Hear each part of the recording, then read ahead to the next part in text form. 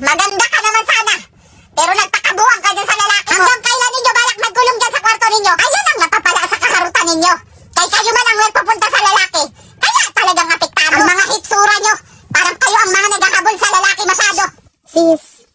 Sis, tara kain na. Kung ayaw kumain, hayaan ninyo magutuhan yan. Magpapakabuang masyado sa lalaki. Akala mo naman pagkagwapo sa lalaki? Kaya ang mga aso dyan kapag makita ang jowa niya, nagwawa